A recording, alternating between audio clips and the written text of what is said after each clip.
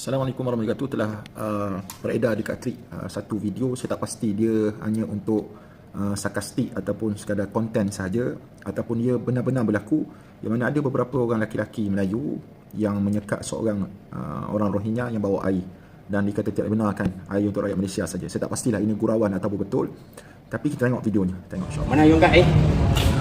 Mana yung air? Ini apa ni? Ini air. Ini air rakyat Malaysia punya. Tak boleh ambil tak kita.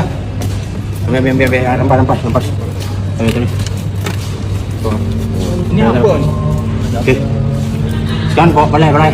Boleh hantar balai. Sini. Boleh. Okey. Jalan. Sikit. Okey, tuan-tuan mati Allah Subhanahu Wa Taala, kalau dia adalah benda yang betul, memang betul video tu dirakam dan menyekat orang daripada dapatkan air, ini satu perkara yang tidak betul. Jangan kita bertindak sebegitu zalim sampai orang nak minum air pun tak boleh. Jangan kita buat macam Zionis dekat negara haram J tersebut yang buat kepada rakyat Palestin. Jangan buat gitu. Kita orang Melayu Islam ada adab dia, ada tata kelola dia. Itu yang nombor satu, kalau itu betul. Tapi kalau dia sekadar konten untuk membuat sarkastik ke atau nak gurau dan sebagainya, ini orang panggil gurau bewok.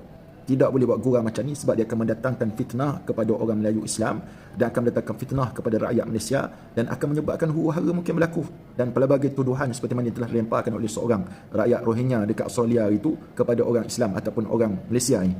Jadi ini bukan perkara yang betul yang perlu kita buat. Nak buat konten, buatlah konten yang lebih berkualiti, yang lebih bermanfaat kepada ummah, kepada negara, bukan sekadar nak dapat view dan mendapat kecaman. Ini tak dapat pujian, ini kecaman daripada rakyat kita sendiri. Wallahu ta'ala a'lamu bis-shawab.